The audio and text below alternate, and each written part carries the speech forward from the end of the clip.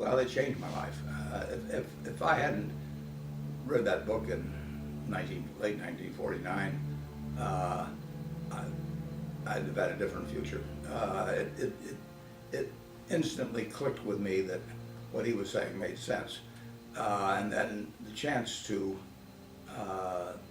study under him and under Dave Dodd too. It was a different experience, but it was hugely helpful. It shaped my professional life. There's no question about it.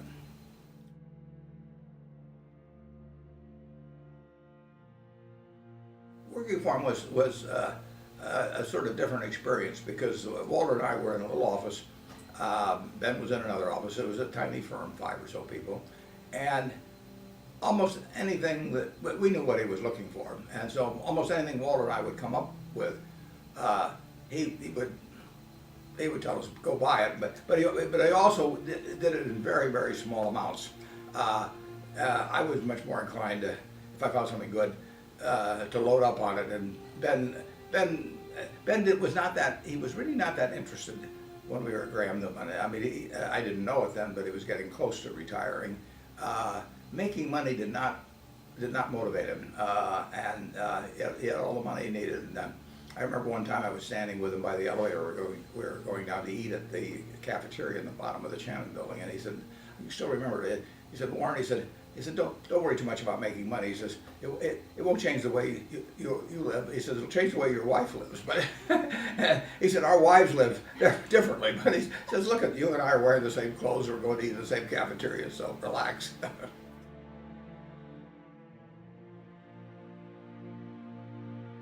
Ben actually, when I was working for him, the Scarsdale Adult School wanted Ben to teach a course, a night course, and at Scarsdale High School. And Ben said, why don't you do this, Warren? So I went up and taught a class for 8 or 10 weeks, but that was pretty much the extent of it.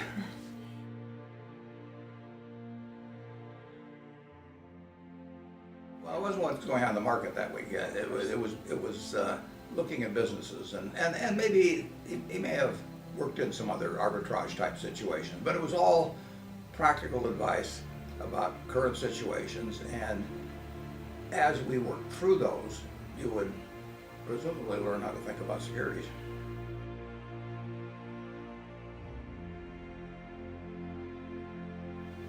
Ben was always thinking, by the time at least I knew him, as a passive investor, that you bought a little of everything. So he was widely diversified, which is not a style that I would go for, and he really he wasn't driven toward maximizing performance.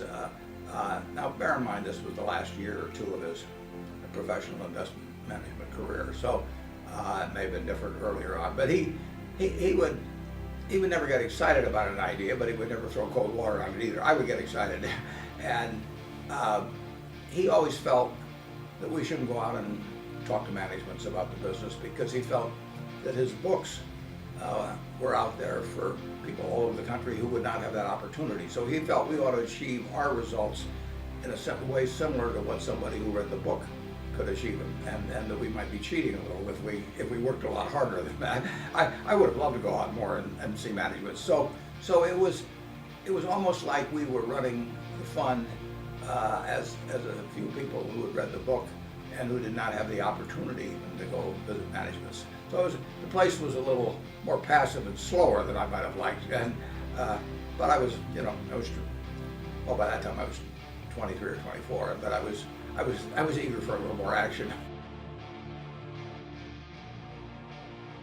Well, like I say, he would put a little money in almost anything that I came up with, and he was not looking at all for the great business. He was looking for really mediocre to a little bit better than that businesses that were selling very, very cheap, and it worked very well.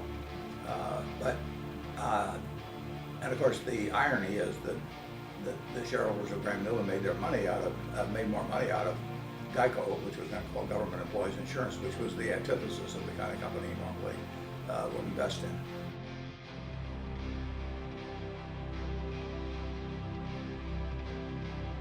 I learned a lot of things about techniques of teaching.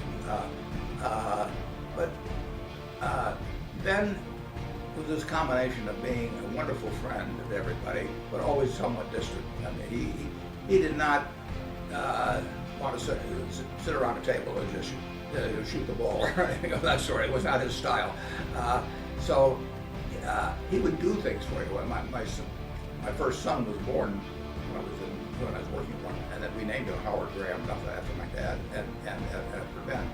And Ben came over, and Esty, his wife, and they had a movie projector, a camera. I mean, fairly expensive type, and he would always be doing that. And he didn't want anything in return. He actually, on his birthdays, he would give gifts to the people that attended the birthday party because he figured he was the happy one. He was my wife mentioned that I wasn't really too enthusiastic about dancing, and the next morning I found on my desk at Grand Newman a gift certificate to the White Plains Arthur Murray studio. That's great. Did you go? I didn't go, and then he asked me a few weeks later, he said, "They tell me at Arthur Murray's that you haven't been there."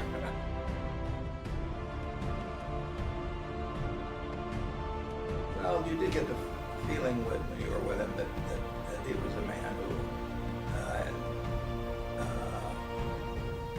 was a kind man. He said every day he wanted to do something, foolish, something creative, and something generous. And believe me, he did things generous every day. He did not need to be coming up to Columbia on Thursday afternoons for 20 or so students, many of whom probably didn't really even appreciate what they were getting, but he did it for decades, and he expected absolutely nothing in return. I mean, I saw that time after time in terms of what he did. He really he wanted to treat other people better than he expected them to treat him.